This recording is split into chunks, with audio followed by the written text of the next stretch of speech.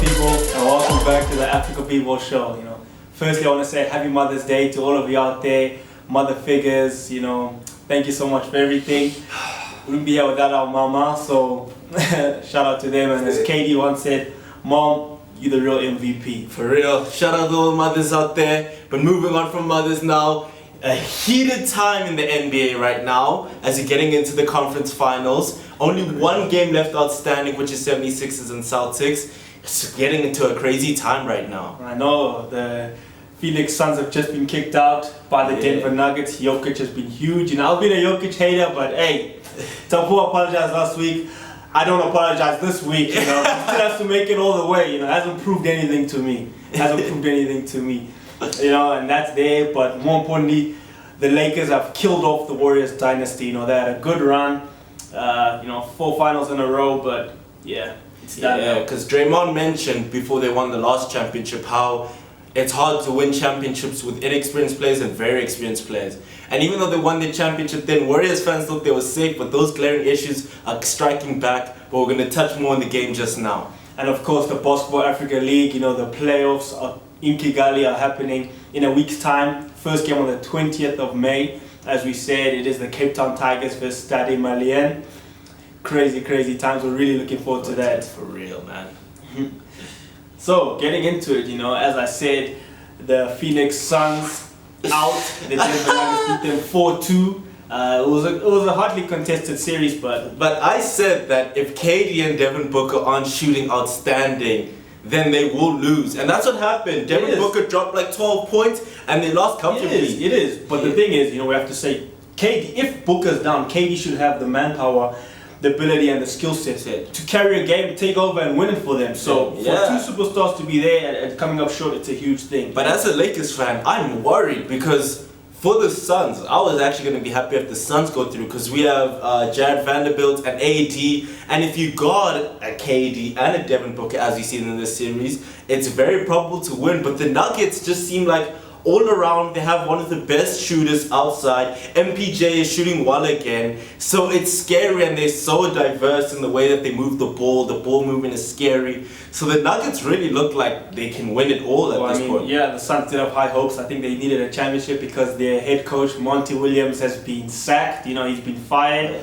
And, I was contemplating, did he deserve it or not? But listen, it was a do-or-die game for the Phoenix Suns and they were down 30 points at halftime. And this isn't the first time. It happened again last season to the Dallas Mavericks in a game 6. Devin Booker had 11 points in that game, 12 points in this game for the Suns. So it's continuous issues, Changes had to be made, unfortunately. You have that roster, you cannot deliver. It happened with, they made fun of Chris Paul for it, but Chris Paul shot a dagger shot when they were down by 33 2 years ago.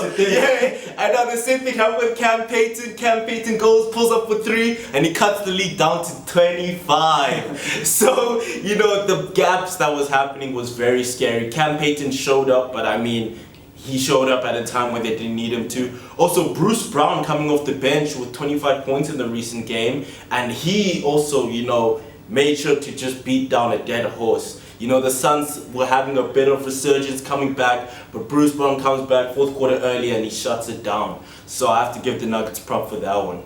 Yeah, definitely congrats to the Nuggets. And also Jokic. He's now all-time leader in triple doubles in the playoffs, postseason. I'm telling you, this guy's the best center in the league. People do not want to listen. Jokic, this is his first time delivering the playoffs. We'll give him credit. I think he's averaging 34 points, 13 rebounds, 10 assists. So credit to him, in the series. But it means nothing. He has to get the job done, and we'll see. But people who can get the job done out there is Jimmy Butler again. He'd make it through. They beat the Knicks. I thought that was a possibility, especially after Game 3. Even Knicks fans gave up after Game 3. It is scary. That team does not know how to shoot. Besides Jalen Brunson, I think in Game 6 it was Julius Randle shot 3 for 14. Mitchell Robinson got 2 points. He shot 0 for 2. RJ Barrett got 11 points. He shot 1 for 10. Quentin Grimes got 3 points. He shot 1 for 6. And then you get your Jalen Brunson 41 points, shooting 14 for 22. And now Julius Randle only has 2 games above a 50% field goal percentage, and that was in 2 games for Game 4 and Game 5. And everyone was believing in Julius Randle's thoughts. They thought Julius Randle was coming back as being the all-star he was. Then he flops again with a 30%. Knicks fans have turned on him. You know, there's videos circulating of them in the subway ripping off Julius Randle posters. So they were calling him the prodigal son. You know, comparing him to Michael and all these players. And look what's happening now. So I mean, before the back-to-back games, they shot 50%.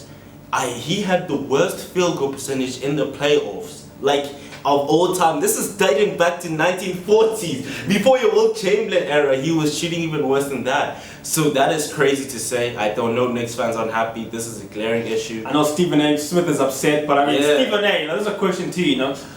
Jalen Brunson, your guard, drops 41 points, and you're asking for a new guard, you know, there's Damian Lillard, you know. You have to sort out the big men in that team, you know, role players. But. And then Tom Thibodeau masterclass for Game 5. He made Jalen Brunson play all 48 points. And the bench, the 4 players that came off the bench, only had a combined of 44 minutes. So Jalen Brunson is being worked out there. So he played the full game. So yeah, he needs this rest in the postseason because he was the only one really playing these past few games. Definitely, I would have to say. Well, yeah, the Miami Heat went through 4-2 on that, and they will meet the winner of a game that's still going on, 3 apiece, the 76ers against the Celtics. I would say that the recent loss that they had in Game 6 is the 76ers' worst loss. Yeah, I think it's one of the 76ers' worst loss in their franchise. This is a game that you must easily dust off. You're at home. Jason Tatum is having one of the worst performances. 1 for 14 in the first 3 quarters. But then in the 4th quarter, Jason Tatum hits 4 threes to send them into a win with the clutch play. Jason Tatum was on the line there. If he messed up and didn't clutch up, he was going to be on fraud watch. Game 7 now, as you know, legacies are on the line. You know, Doc Rivers as a coach, Joe Mazzulla, you know, repeating what the Celtics did last season as the Celtics head coach. Tatum, Embiid, you know, these guys have to carry the team and have to get over the hurdle. So it's going to be crazy. But as you said, 2 teams who've been highly inconsistent. They've both had 2 home losses for home court advantage, you know. James Harden the last game dropping 13 points. Tobias Harris dropping 2 points as starters. Embiid, you know, averaging 26 and 10. It's not good enough for the MVP. I mean, the 76ers are lucky they have Embiid because Embiid really helped with the interior defense against the Celtics to stop them scoring that much, but still it wasn't enough recent game. I mean, the Celtics played only 7 players this most recent game. Marcus Smart was the point leader with 22 points. And then the 76ers even come back from a 13-point deficit in a clutch possession and still managed to fumble it and not close out the game. And this is what cost great teams championships. I'm telling you right now that the 76ers can easily fumble Game 7 and they'll be thinking about that Game 6, about how they fumbled it and how they could have won it all. If they could have won it all, I would have them beating the Heat and going through, but they're not even going to beat the Celtics right now, as it looks like. They're playing away, so it's what? Doc Rivers, be careful, your replacement is right here. Doc Rivers is also pro rush. He's holding on to that one championship that he won in the Nithilic period, bro. We got you. But then also, the 76ers have Tyrese Maxey. He's also pulling up, 21 points, average 60% true shooting. But a player who's not doing that in the Golden State Warriors is Jordan Poole. Wow. Guys, I have to talk about LeBron versus the Warriors. It was a huge matchup, that whole run, 2016, 17, and he's outlived the Warriors dynasty. It's crazy. In year 20, guys, this is the oldest person to be in All NBA. His 20th year, and he's really showing that he's the GOAT. I mean, with the All NBA thing, this guy missed out on 0-4 in his rookie year. Since 05 to 2023, this guy's been in All NBAs. From 2008 to around 2020, he was straight first team All NBA. You know what? In 2019, I was a Jordan is the greatest player of all time. Well, LeBron because of the last James. dance, Yeah, but LeBron James, you are the greatest player of all time, and I just don't know how you deny it. He drops a 30 points, triple-double. He was just short of a triple-double. Just 9 points, 9 rebounds, 9 assists, 9 rebounds, but to do that. And Anthony Davis, I have to give you credit. I've been so skeptical of you, but when you're healthy, when you have that dog, that determination, you're really an asset to that team. And you're going to be a really crucial factor. And I have a bit of a rant right here. So the all NBA teams came off and AD wasn't there. And some people are making the argument that 56 games played in the regular season is too little to make it. But Rudy Gobert in the 2017-18 season won Defensive Player of the Year. And you're telling me AD, one of the best defenders in the league, and that is non-debatable, doesn't even make the second team All-NBA. He didn't make the second team? No, he didn't make the All-NBA team, which is ridiculous.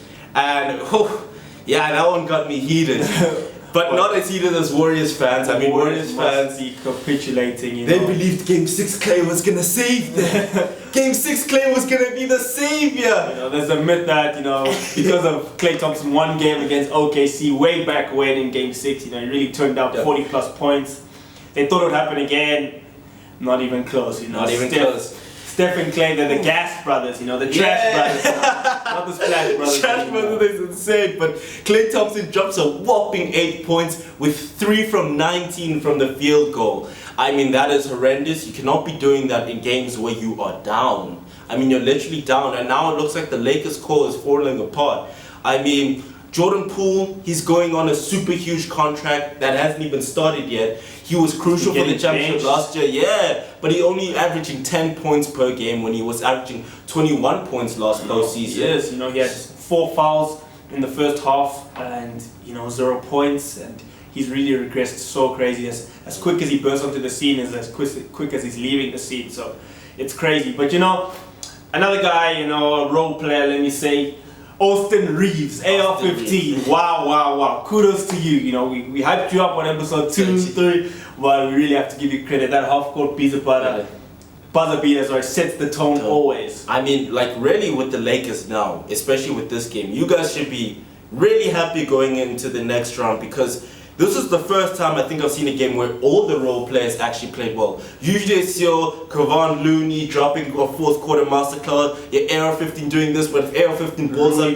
Russell is lacking, but now Russell is also balling out this game. So I think we should be happy if we're, as a Lakers fan, going through.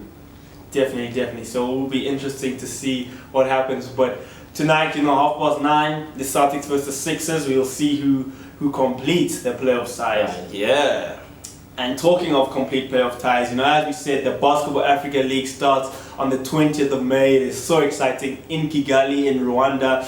We're so excited to watch. It is a straight shooter elimination, one game off, which makes it so intense and so exciting. So be sure to catch that. And the first game is the Cape Town Tigers versus Stade Malien from Mali. Yeah, and it's very scary for me because I checked that team. I mean, they have 2 very good players, and Solomon Bertha and also Alo Diarra. I mean, Bertha is top 5 in points in the league as a stat. He averaged 20.4 points around there. And in terms of their team, Bertha and Diarra lead their team with 20.4 points for, as I said, Bertha. Diarra has 18 points averaging for that team.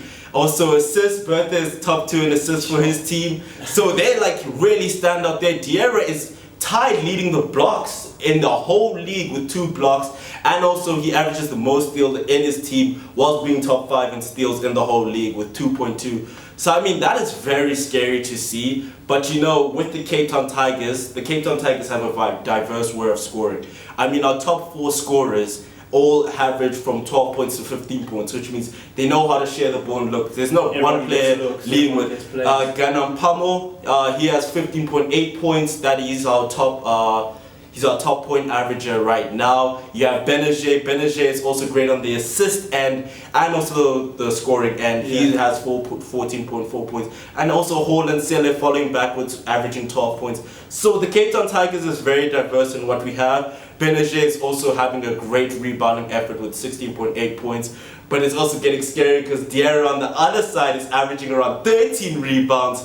So that tie is going to be very interesting, but I'm excited to see what's happening on the 20th. We'll see, all faith and hope into the Cape Town Tigers and Rashid, and we really hope they can pull that off. And on the same day, Al Ahly will be playing from Egypt against the Rwanda Energy Group from, guess where? From Rwanda. So we'll see how they get along. And then on the 21st of May, we have Douane from Senegal versus Beira from Mozambique. 2 teams who had a really good regular season, so it'll be a really tight and congested game. And then Luanda versus the ABC Fighters from Cote d'Ivoire. Luanda being from Angola, also talented players. So guys, we're really in for a great BAL season. You know, looking forward to it. As I said, it is a once-off straight shooter, so be sure to tune in. You know, www.bal.com. You know, you can catch most of the games there. So it's gonna be really interesting. Very interesting, I'd say. And interesting is definitely going to be, you know, these conference finals. As we said, an unconfirmed matchup will be the Miami Heat versus either the 76ers or the Celtics. So we've decided today.